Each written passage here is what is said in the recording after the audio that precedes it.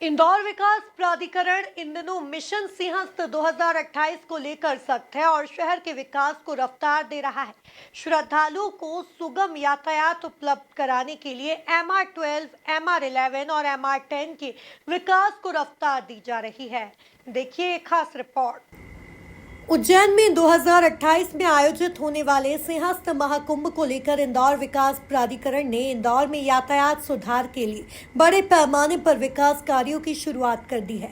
इन विकास कार्यों का मुख्य उद्देश्य श्रद्धालुओं को सुगम और सुरक्षित यातायात व्यवस्था प्रदान करना है, ताकि वे सिंहस्थ महाकुंभ में कोई परेशानी महसूस न करें।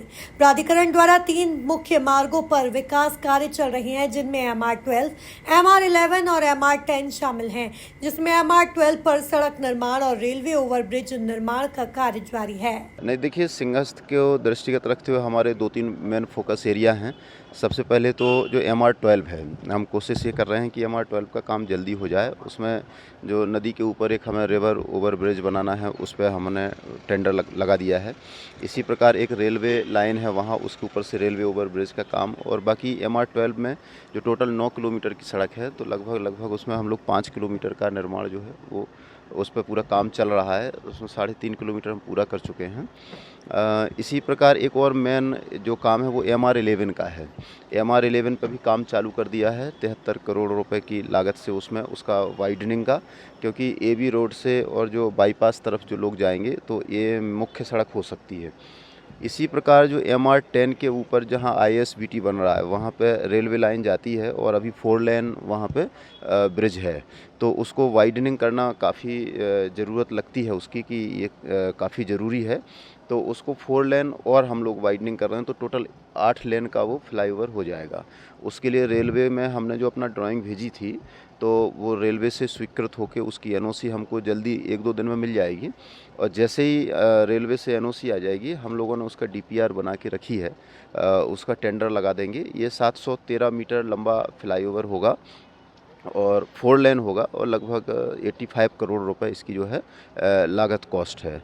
तो हम लोग MR10 का जो फ्लाईओवर वाइडनिंग, MR12 और MR11 तीनों पे इंदौर विकास प्राधिकरण द्वारा काम किया जा रहा है। सहूलियत हो जाएगी सर? देखिए, जो मेन बाईपास से और जो MR12 जा रहा है, जो कि उज्जैन रोड को कनेक्ट करेगा, तो ये डेडिकेटेड रोड हो जाएगी, और सिटी से जो लगभग काफ़ी दूर है, लगभग 2.5 से 3 किलोमीटर दूर है।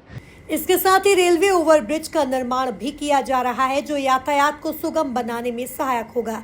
वहीं MR11 पर सड़क को चौड़ा करने का कार्य और 73 करोड़ की लागत से ब्रिज निर्माण किया जा रहा है। इस परियोजना के तहत कुल 9 किलोमीटर लंबी सड़क का निर्माण होना है, जिसमें से 5 किलोमीटर का कार्य प्रगति पर है और 3.5 किलोमीटर सड़क का निर्माण पूरा हो चुका है। शेष कार्य जल्द ही पूरा कर लिया जाएगा। इसके साथ ही MR10 पर 85 करोड़ की लागत से एक नया 4 लेन ब्रिज बनाया जा रहा है।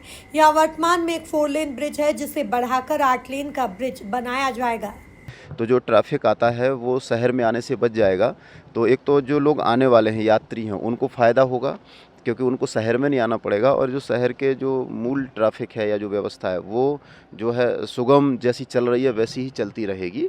तो इससे काफ़ी फ़ायदा होगा। तीनों जो MR हैं हमारे, MR10, MR11 और MR12, इन पे IDA द्वारा काम किया जा रहा है। देखिए, जो अभी IDA द्वारा एक जो महत्वपूर्ण फ्लाईओवर बनाया जा रहा है, वो है उज्जैन तरफ जाने वाला, बाणगंगा तरफ से उज्जैन तरफ जाने वाला डबल लेयर फ्लाईओवर। ये फ्लाईओवर 1450 मीटर का लंबा है, और जो इसकी अधिकतम ऊंचाई है वो 23 मीटर है, यानी मेट्रो के ऊपर से जा रहा है।